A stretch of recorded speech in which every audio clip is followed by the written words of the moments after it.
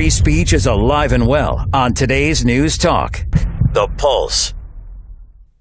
Right. Welcome back to this Freeman Report special on US Election Day. And I'm absolutely delighted to be welcoming Jim Pfaff.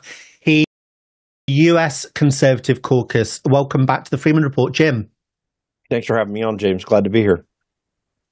Now, Jim, we've been aware of this bias in the press for quite some years now, particularly since the pandemic and all of the nonsense that went on there. But it's quite extraordinary watching this election and seeing the bias in both the US networks and also the British press as well. Do you think we've ever seen an election like it? This is one for the ages, it really seems to me. I have been tracking and working within politics in the United States for over 30 years.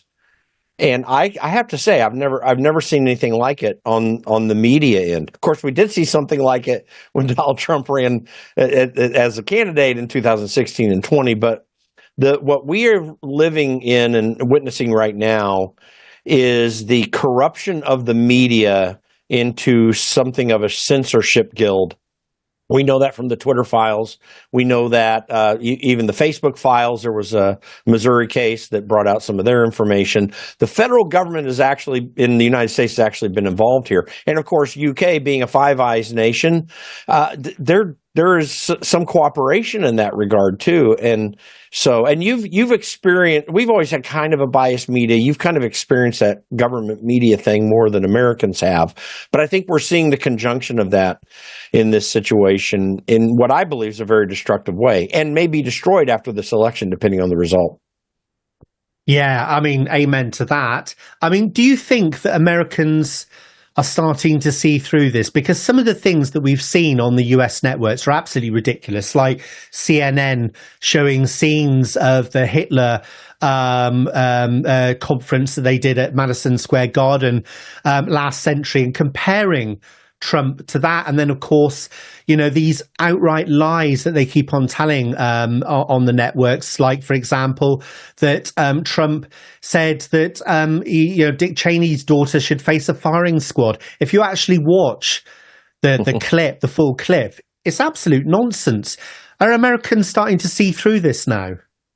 I think they are in many ways. There's a core group who are so rabid in their support of Joe Biden and Kamala Harris and Joe Biden and Barack Obama and such, that it's probably going to take a while for them. But the objective evidence is out there. By the way, on the Madison Square Garden thing, Donald Trump, I believe he's the fourth or the fifth presidential candidate to do a Madison Square Garden rally. I mean, after that whole thing that happened where there was a Nazi thing in 1939, to have made that connection shows that those in power are so desperate to keep that power that they seem to be willing to say anything, do anything, push everything to the worst degree possible to try to destroy their political opponents. I do not believe it's being successful here in the United States at all. And the frustration of it is beginning to show. And I have a sense that it's going to show up after tonight with a sizable electoral college win by Donald Trump. You do you? I mean, I've been looking at the polls, and I think from the company, I forget the name of the company, but they were the most accurate back in 2020.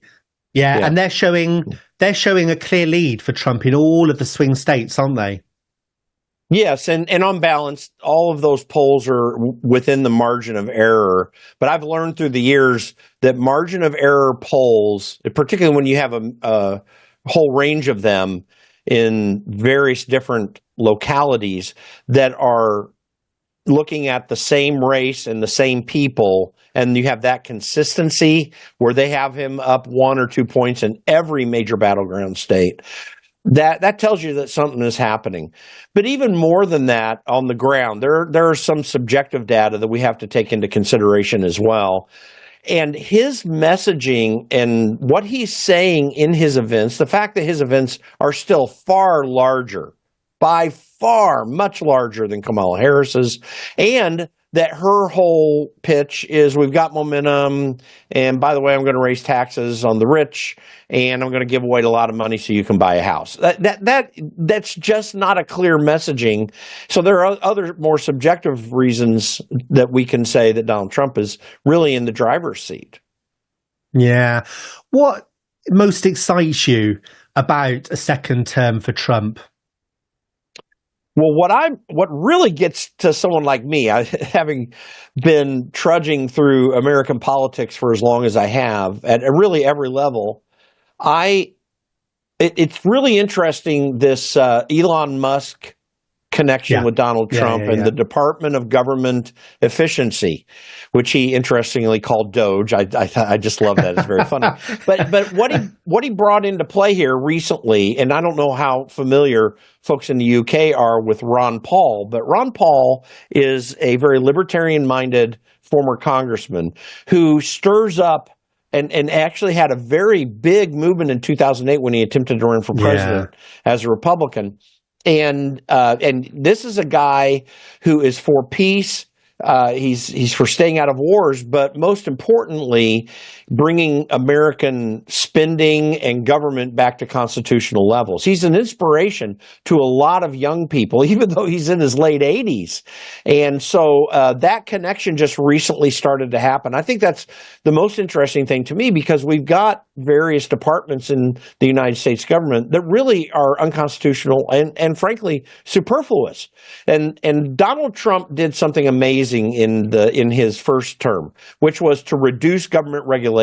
This happened with Ronald Reagan in the 1980s during his administration, and that is a major driver for economic success, even more than reductions in taxes, which obviously should happen, because it gives people the freedom to go and be creative and try to figure out what to do. And both of our countries are laboring under massive regulation at present. And when that goes away, it frees people up. And Ron Paul is an inspiration to that. Yeah, and he was absolutely brilliant throughout the pandemic as well, challenging the status quo with lockdowns and the vaccines and whatnot in the Senate. So absolutely, that's brilliant news. And it's just like Elon Musk, isn't it? Not to miss a trick. Doge, the Department of Government Efficiency. Absolutely brilliant marketing from Elon Musk there. And what about RFK? Does that excite you about what he's talking about? He's essentially talking about a war against big pharma and big food, isn't he? Yeah, and I agree with it fundamentally. I'm going to have mild disagreements if he's going to suggest a lot of government means excessively to do this. I'm more conservative in my approach towards government. He's always been a little bit more on the left-hand side. But the wonderful and really the brilliant thing about RFK is he is a passionate American who cares about the country. He's very intelligent and capable. He's been really in the woods for so long on these issues that are very real, related to vaccines, related to how we do food. And I think he brings a dynamic into an American administration under Donald Trump that will be incredibly positive. I mean, this is an interesting uniting of the center-left civil rights type contingent that RFK pretty much represents. And the further to the right, and I hate the left-right term, but you get what I'm saying, the further right thing of limited government and reduction in the federal connection to Americans that Ron Paul represents. That's a spectrum that's really large. It all beats on the civil rights end, and that is very unique as well. And I think there's a potentially amazing 4 years ahead if Donald Trump can win. Yeah, and let's hope he does. Jim, America's waking up. It's nearly 9 o'clock in New York. What are your final words to anybody who's watching this now?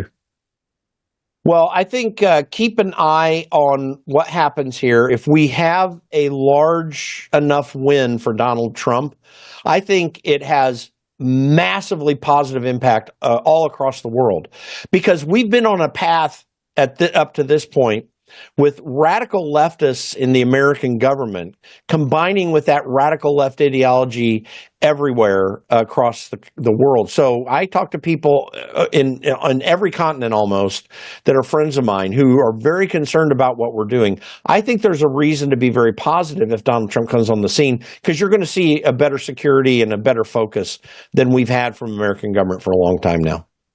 And I guess I was hoping you would say, get out and vote. If you're watching this now in America, you just sipping your coffee over your toast, get out and vote today, whichever side you vote for, because it is really, really important.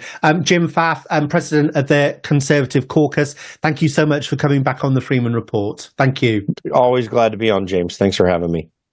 Thank you.